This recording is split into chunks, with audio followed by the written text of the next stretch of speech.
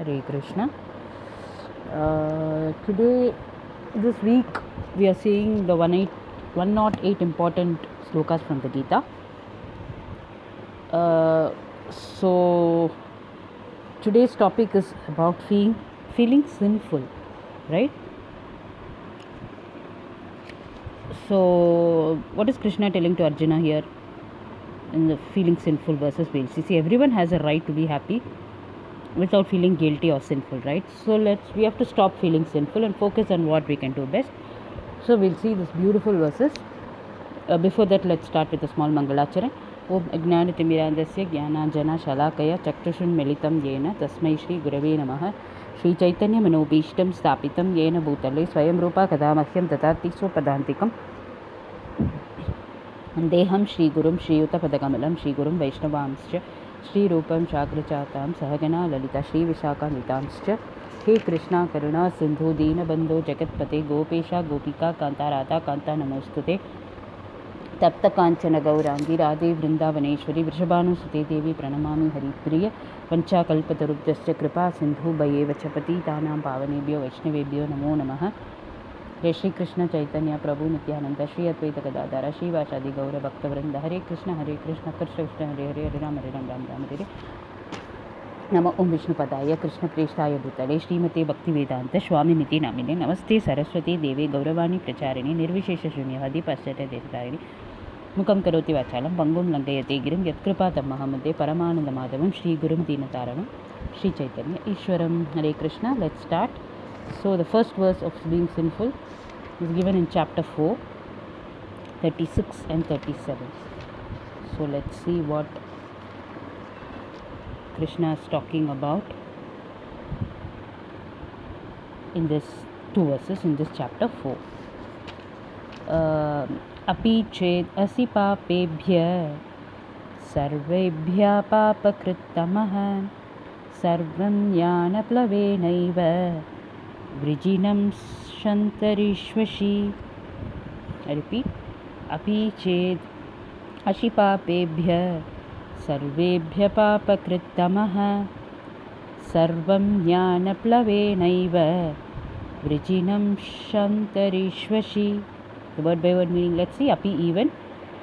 Papabhya of sinners, sarvebhya of all, papakrittamah greatest sinner, sarvam such sinful reactions, jnana plavena boat of transcendental knowledge, Eva certainly, Vrijinam ocean of miseries, Shantarishashi will cross completely. So what's the translation given here?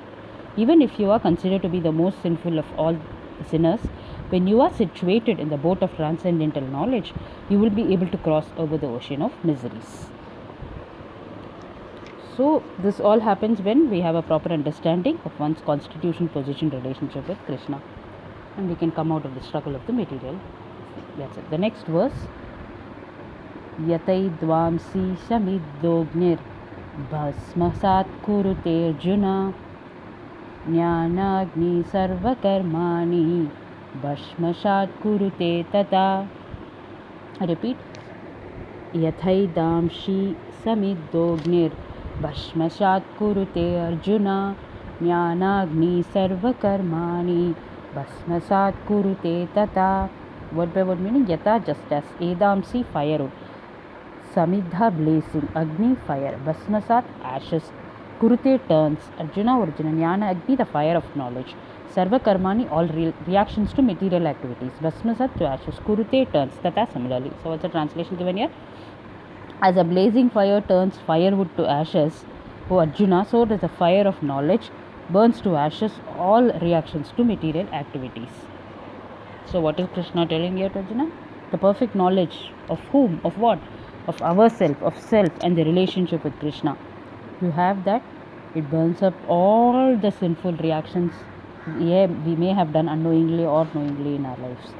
That is what you have mentioned here. In more detail, the purport is given that we have to have for one more day reading. Let's move on to chapter 5.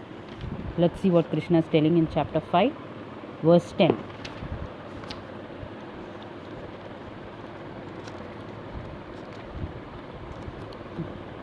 Brahmani adaya karmani shangam tvakva karoti yah lipyate sana papena padmapat patram ivambhasha. Repeat. Brahmani adhaya karmani sangam tyaktva karoti yah lipyatena sapapena padmapatram ivambhasha. So word by word meaning: Brahmani, to the Supreme Personality of Godhead; adhaya, resigning; karmani, all work; sangam, attachment; tvaktva, giving up; karoti, performs; yahe, who; lipyate, is affected; na, never; papena, by sin; padmapatram, a lotus leaf; iva, like; hambasha, the water. So what's the translation given here?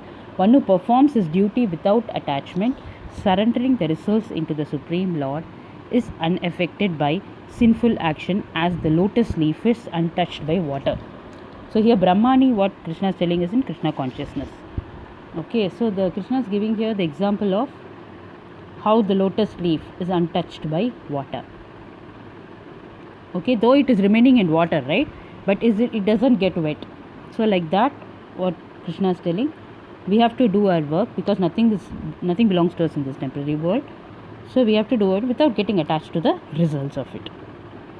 So that is what Krishna says in this 10th verse. So next, move on to chapter 9, text 30. What Krishna is talking about, text 30 here. It's also again committing sinful acts. Api ched suduracharo bhajate mam ananya bhag sadhur eva cha mantavyah samyak vyavasito hi sah. Repeat. Api ched suduracharo bhajate mam ananya bhag sadhur eva samantavyah samyak vyavasito hi sah. Word by word meaning: api, even; Duracharaha, when committing the most abominable actions; Bhajate, engaged in the devotional service; Ananya Bhak, without deviation; Sadhu, saint; Samyak, completely; Vyavasita, situated, determination.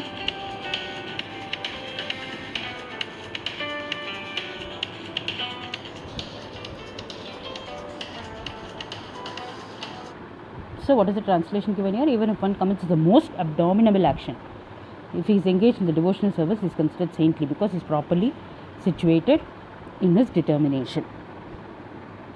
So here the word suduracharaha used in this verse is very significant, right?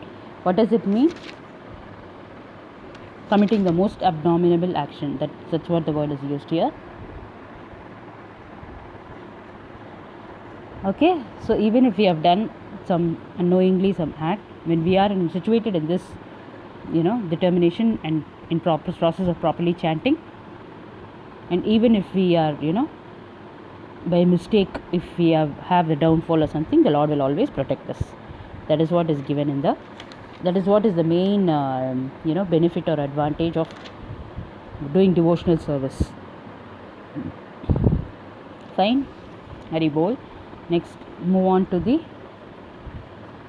chapter 10, text 3.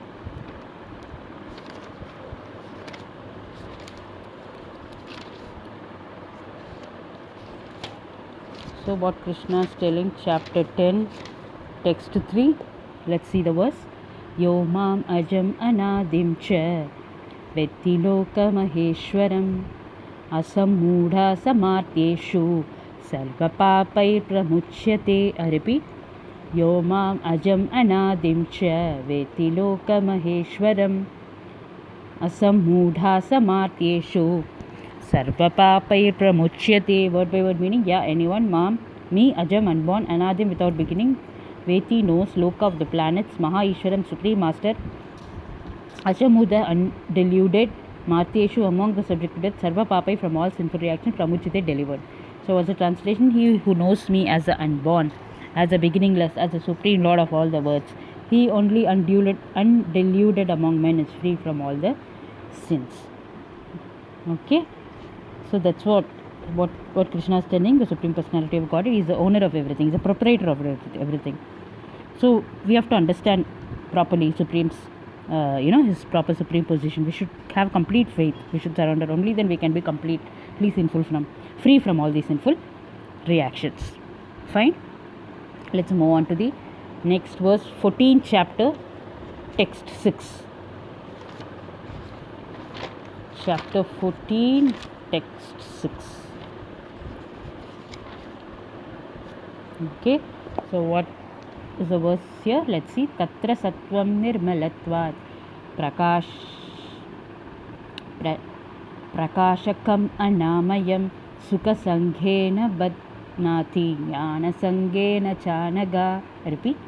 Tatra sattvam nirmalatvat prakashakam anamayam sukasangena badnati jnanasangena chanaga.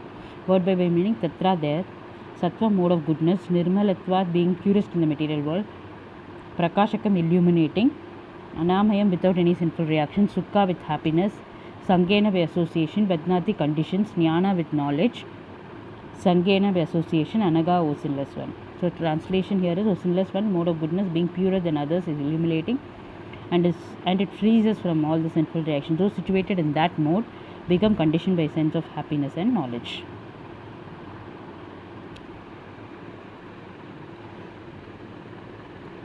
Okay, what is it's given here?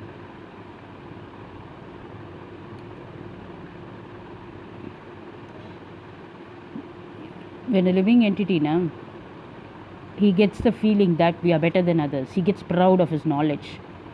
Okay, so that is what Krishna is telling us. That's just a feel of sort of material happiness. Okay, so what do we do? One may be a philosopher, scientist or poet. Okay, but he also has the same mode what others are having. He also has to go to a cycle of birth and death. So he has an illusion of this material energy and thinks that okay, I can achieve. But that is also not permanent. That's what the difficulty here in this material knowledge. That's what is clear. So when we switch on this material knowledge, spiritual knowledge, we get the sense of happiness and be free from all the sinful reactions and achieve success beyond comparison. Okay, that's what is saying. And the last verse for today, let's see chapter 18.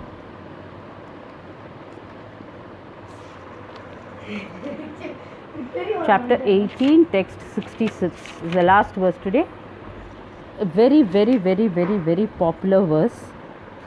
Okay, it keeps repeating, even in the previous chapters, it all verses are, based on this, you can say. And this is what is the essence of the whole Gita. That's what it's chapter 2 and chapter 18. It's the longest chapters, consist of more than totally 78 verses or something. Yeah, 78. Okay, so let's see the verse. Sarva dharman parityagya mamekam sharanam vraja aham tvam sarva papebhyo mokshayishyami ma suchah. Now repeat. Sarva dharman parityagya mamekam sharanam vraja aham tvam sarva papebhyo mokshayishyami ma suchah. Word by word meaning. Sarva dharman, all varieties of religion. Parityagya, abandoning. Sharanam, surrender. Papebhya, from sinful reactions. Mokshayishyami, will deliver. Suchah, worry. So translation is that abandon all varieties of religion and just surrender into me. I shall deliver you from all the sinful reactions. Do not fear. That's what Krishna is telling here. Correct? So abandon all religion and surrender only to me. Just simply surrender. That will save one from all kinds of sinful reactions. So the Krishna personally promises to protect those who surrender him fully. Correct? I think there's no big strenuous effort in doing that. One has to just accept Krishna and with love surrender to him and keep chanting his holy names, as he is the supreme, attractive, beautiful, all powerful, and you can just keep saying about him. Let's wind up today here. Let's see tomorrow with another beautiful verses from the Bhagavad Gita. Until then, Hare Krishna. Vancha kalpataruptascha kripa sindhu bhayavacha patitanam pavanebhyo vaishnavebhyo namo namaha. Srila Prabhupada ki jai.